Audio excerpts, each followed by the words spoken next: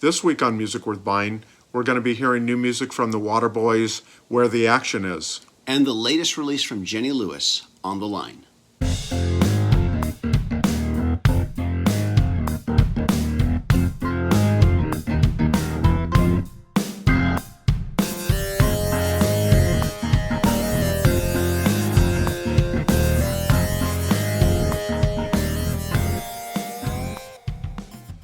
Hi everybody, and welcome to Music Worth Buying. My name is Robert Kinsler, and I'm a music writer and a musician. My name's TJR. I'm a musician and music writer. Now this week we've brought two brand new, really great albums. We're each going to talk about one, and I think I'm going to start off this week. Please. And I'm going to be featuring the latest album from the Waterboys, Where the Action Is. And the Waterboys are a great band formed in the early 1980s by Mike Scott. And the amazing thing about the Waterboys, I think I got this on Wikipedia, so I will not take credit, but they, of all the well-known rock bands, they may have had more members than anybody. Reportedly, more than 70 members have come and gone through Mike Scott's collective. Wow. So but the amazing thing about that is he's such a strong personality, kind of like Robert Smith and The Cure, that although the band has many different styles, there is a signature sound of the Waterboys, and I think fans will recognize that. But I find that so amazing that a band can kind of keep going when it's had so many members in it. Now, let me ask you, because I'll be honest, the Waterboys is one of those bands I've heard of them. I've never really heard them. And apparently they've been around for quite a while. Right. My partner was telling me that she saw the Waterboys the first time she ever saw U2. Wow. And she's been seeing U2 since she's been going to U2 shows since the 80s. Right. And so she knows about them more than I do. But you say they have a signature sound. How would you describe them? I would say, when I say signature sound, Mike Scott has, both lyrically and as far as some of the themes, it's like this combination of there's elements of spirituality in it, but also of poetry, spoken word. There's I almost liken it to if America has Bob Dylan, and it's kind of like the UK has Mike Scott. There's something, and I'll be talking about that with this album too, where he continues to kind of move forward. But there's it's like he's very observational. He takes whatever's going on in the world around him, and he's able to put that into poem. What you might say is there's elements of our life that might be very, very beautiful. Let's say maybe you're getting married, maybe you have a really strong friend, or you have this really, really amazing experience, whether it's maybe you reach a waterfall if you're on high. Those kind of things are captured in his music, but also just kind of the grit of everyday life, that's also captured. And that's one of the things that I find so interesting about the Waterboys and about Mike Scott's approach to kind of taking everyday life and putting that into the musical realm, so to speak, for me. I mean, and that's kind of how I connect with it, and I have since I first heard them in the mid-'80s, and I think they were kind of at that time kind of lumped together with U2 and The Alarm and Simple Minds and Big Country. But as time has gone on, I think the Waterboys are very different from all those other groups. They're not kind of necessarily identified with chiming guitars. I think it really does come down to Mike Scott's musical presence and personality that kind of is the thing that brings it all together. Especially when we're talking about so many dozens of musicians that have all contributed over the years, either via the live performances or via on their albums. Okay. Cool. So, what I want to say about Where the Action is on this album, you're going to continue to hear some of the folk, the alternative rock, the Celtic flavored things that go into the music. But we're going to kick things off. But for the first time ever that I know of, Mike Scott actually does a full-on rap. And what is that song called? That song that we're going to be hearing a little bit of is called Take Me There, I Will Follow You. I'm ready.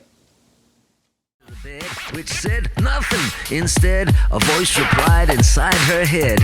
You've been in this town too long. Time to get gone. Here we go. Take me there, I will follow you. Here we go. Take me there, I will follow you. We go 100 miles a minute, baby. Here we go. Take me there, I will follow you. So I will say that I'm on the fence about this track. There were some interesting things going on lyrically. I wasn't 100% on board with all the musical choices as far as the arrangement behind the song. I felt like the arrangement needed a different producer in there to really bring those lyrics out more. What I liked about the lyrics, to bring it out more, and to make it a more like a catchy experience as far as the catchiness of the song. I'm a bit on the fence. It's only my first listen.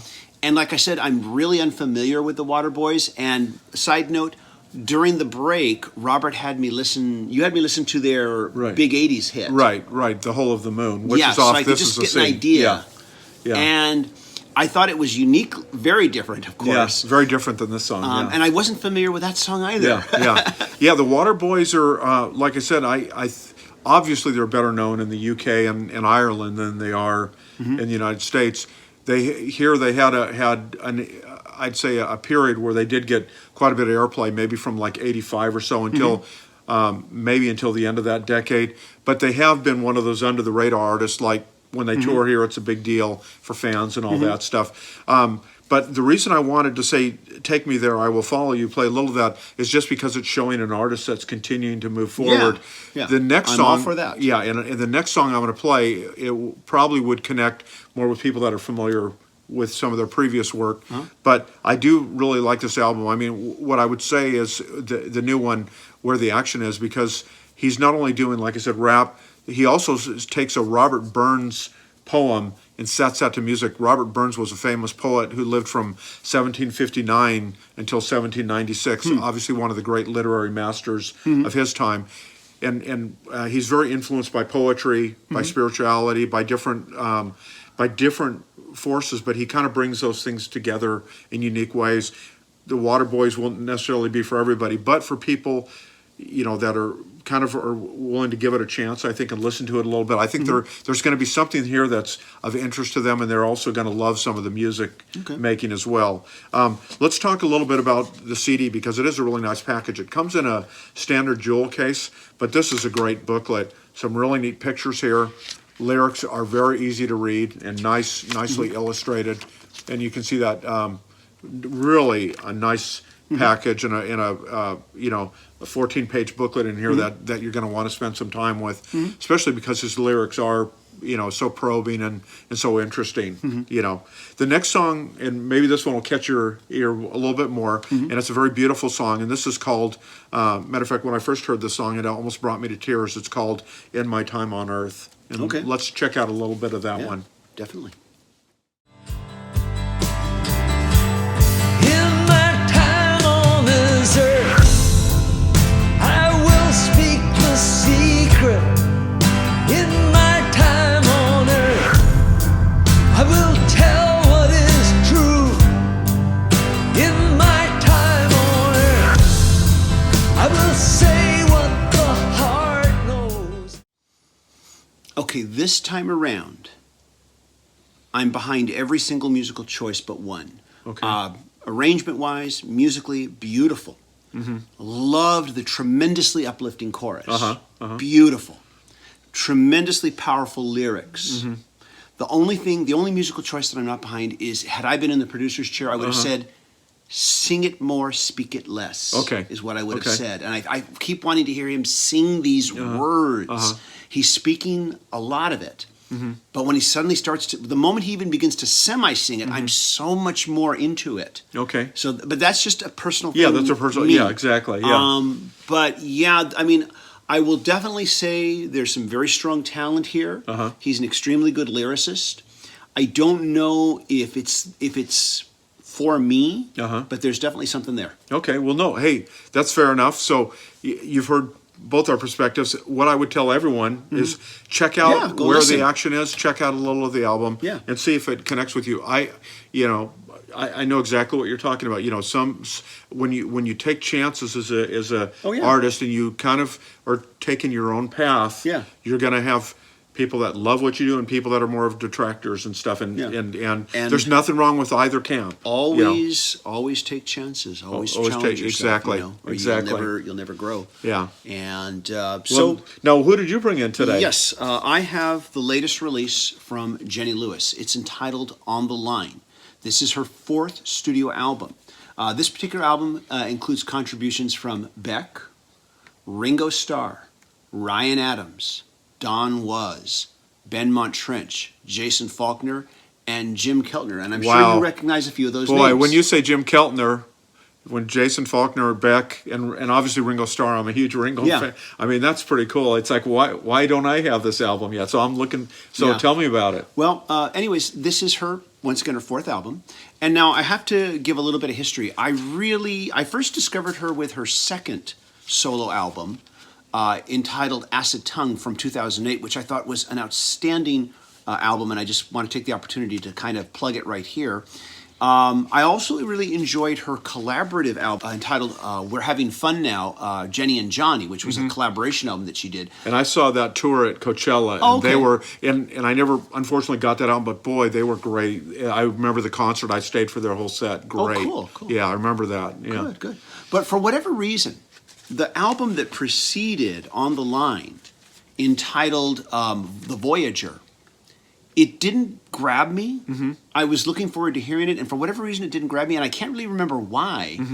But I feel now I should go back to it and give it a second chance because I was absolutely mesmerized by this album. Sometimes when I hear a song or an album, I may concentrate and admire just the musicality of the songs because maybe the lyrics are subpar, or just so, or maybe it's vice versa. And sometimes I have to find a good song buried in bad production. But on the Line, this album is, to me, damn near perfect in almost every single way. Its melodies, its lyrics, its production, the band arrangements, and every single performance by everybody that's playing. There is a strong 70s classic rock sound to this album. It's the kind of album that would have been released by some of the best singer-songwriters of that period. So we're going to play a clip now. Now, this album was released by Warner Brothers, and we have been having a lot of trouble lately playing clips by a lot of major labels, including Warner Brothers, where we get flagged almost immediately upon upload, and I'm forced to shorten the clip down to 10 seconds. So hopefully we get to play a longer clip than 10 seconds. Hopefully we get to play at least 25 seconds, but you may only hear a 10-second clip. But this is a track entitled Heads Are Gonna Roll. Here we go. Heads gonna roll, baby. Everybody. I don't have On the Line yet, but I have heard that particular cut. I've heard it on a local non-commercial radio station. I love that song, and I did review The Voyager, and I remember loving that album. It's been a while since I've heard it, but yeah, this is such a moodscape that you're immediately immersed in on this song. Just, I love the sound of her voice. I love kind of just the feeling of and the sound of it, the production of it. It's just a great track. It is very 70s classic rock Yeah, very sounding, much so. and it is very much in the vein of what we would call some of the greatest singer-songwriters, type of artists from that time period, what type of albums they would put out. And something I do want to bring up here, I had mentioned the name Ryan Adams. He is listed as the producer on this album. He is listed as the producer. However, according to Jenny Lewis, and this was before all the allegations of Right. sexual misconduct Right. levied at Ryan Adams. He worked as the producer for 5 days and then apparently left her, and she had to finish the album herself. Once again, this was all before the allegations. And Beck Hansen and Sean Everett helped produce a number of the tracks. Oh, cool. Helped her out with Okay. the production. Okay. Beck Hansen does play instruments on it too. And Jenny Lewis produced the rest of the album herself. Wow. So in spite of this, all of this, the album still remains thematically and musically consistent throughout. And That says a lot about her as beyond her obvious talents as a singer, songwriter, and And know when musician. I've reviewed her a few times, and a musician. She plays guitar and everything. She obviously has a really a strong artistic presence to kind of make sure the album. And I'm Yeah. looking forward to hearing it. But And yeah, a very strong artistic focus. Yeah. And let's talk about the packaging here. So this is in a mini vinyl gatefold. There's the front. Here's the back. The CD just fell out. yeah. Hey, it's It wants to get Paranormal out. Activity. Here's the appearance. interior here. Interior photos. Neat photo. They Yeah. kind of have a conjure up kind of the past too. Yeah, kind she of- reminds me especially in this photo here on the insert here. It's a fold out. It reminds me And of we might those have to great bring it back a little bit. There we go. those great country singers of the '70s. Actually, even though she's not country, this reminds me of Like Tammy Wynette or somebody. huh? exactly. It's Yeah. what it reminds me of. Yeah. And then of course we've got the lyric sheet here, very nicely printed, easy to read. Let's listen to another track. Okay. This track is entitled "Little White Dove," and was written by Jenny Lewis during her visits to her mother when she was dying of cancer in the hospital. In the middle of love, I'm a little white dove, yeah. I'm the heroine. This is my first time hearing this song, and wow, it's great. I mean, we both just talked about. You hear a little bit of Beck's influence on this one. But there's real power to it, even though it's kind of upbeat in a while. It's also a really sense of melancholy that also comes through. In other words, you're getting very, very multiple layers here, both in the music and in kind of the lyrical kind of power of the emotion. Yeah. It's really an interesting. And this is just a first listen. This is something I'm sure with subsequent listens, you're probably even going to hear a lot more coming out. Yeah, it's interesting, when you write a song about this, about the fact that she was during the making of the album, she was regularly going to the hospital to go visit her mother, and I think I read an interview where she said that the bass line for it, that kind of funky bass line, Yeah.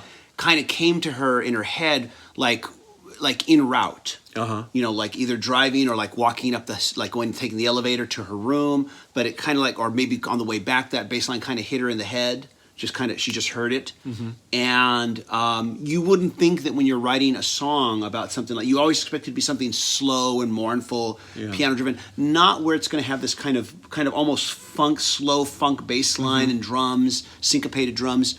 So it's this very interesting contrast, musically speaking. I like it a lot. I think it's a great song. And I think and I like the fact that it defies that cliche. Well, if you're going to write a song about this, you have to make it piano driven. You have to make it slow and mournful. It has to be a march. You avoid that cliche and you go in this direction musically. So I applaud that as well. Yeah, I do but too. Yeah. Track for track, there's no bad tracks on this album. It is filled with songs of heartbreak, regret, sentimentality, and melancholy. And every single track is, in my opinion, a marvel on this album. And Well, I think you said. Hey, I think you said it. Yeah, I'm not going to cut you off when you're, delivering like that. But yeah, no, I'm very impressed, and you can be. I plan on listening to this album, and I'll probably get a review of it in my print column as Cool. well. Yeah, no, Cool. looking forward to hearing that. so let us know if you have heard these albums and what you think, and let us know if this broadcast makes you want to hear these albums. Let us know about that too.